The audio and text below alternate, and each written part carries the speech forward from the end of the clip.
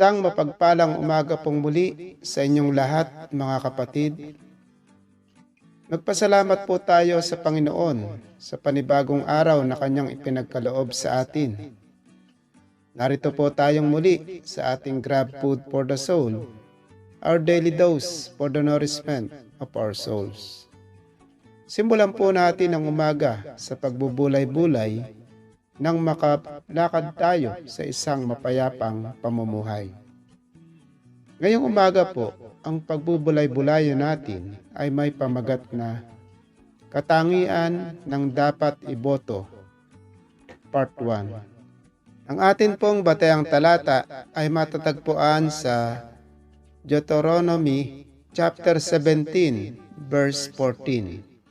Kung kayo po ay mayroong Biblia, ay maaari niyo po akong samahan sa pagbabasa. Ganito po ang sinasabi: kapag kayo'y naroon na at naninirahan ng maayos sa lupaing ibibigay sa inyo ng Diyos ninyong si Yahweh, makakaisip kayong magkaroon ng hari tulad ng mga bansa sa paligid ninyo.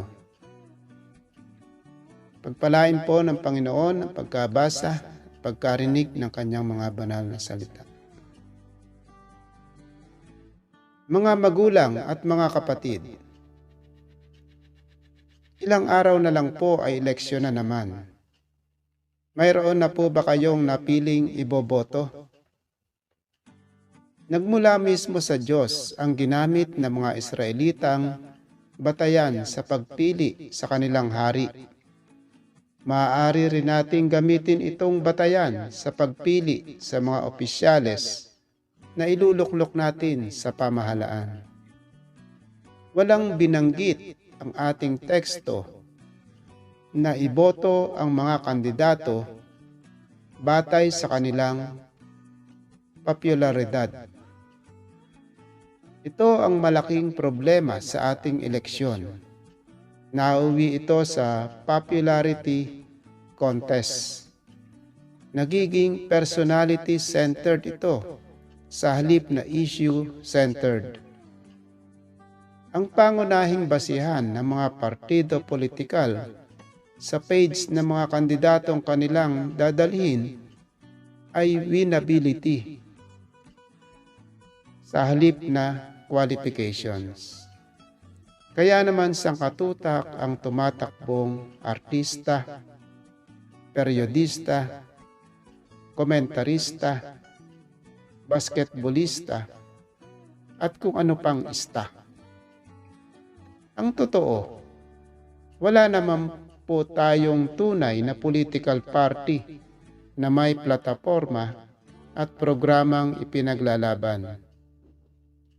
Dito ay barkadahan ng tinatawag na political butterflies.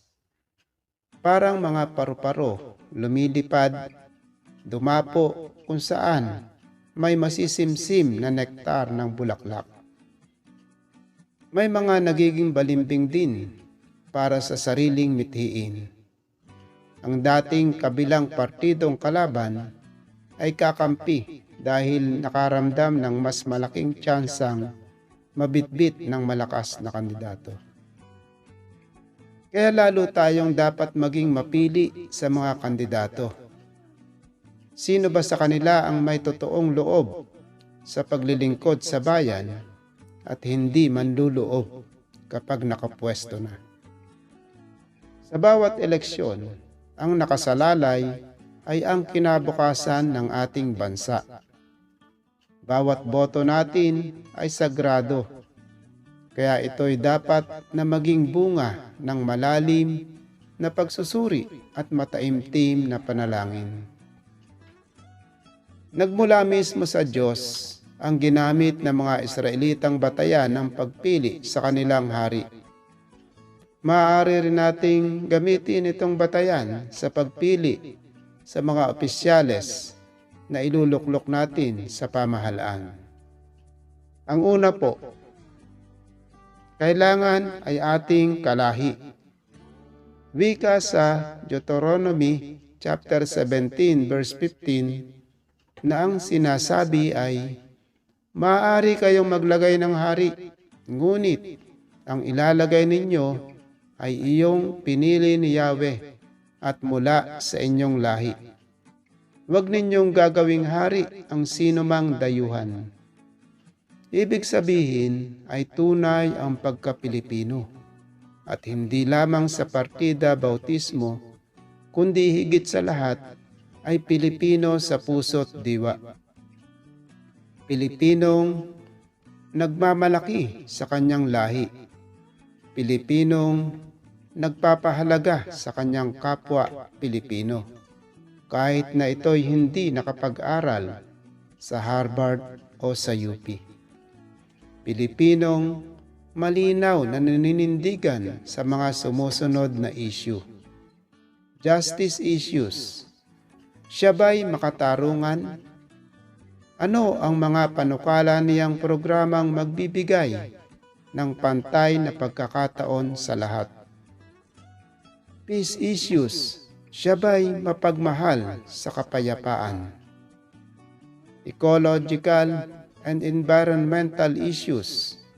Ano ba ang paninindigan niya sa pangangalaga sa kapaligiran? At ang pangalawa po, hindi dapat marami ng kabayo.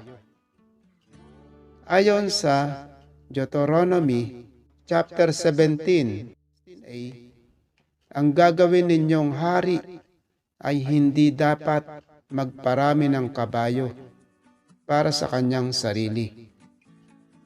Nang panahong iyon, ang kabayo ay sumasagisag sa kanyang kayamanan at kapangyarihan. Hindi naman sinabing ang dapat na iboto natin ay iyong walang kabayo.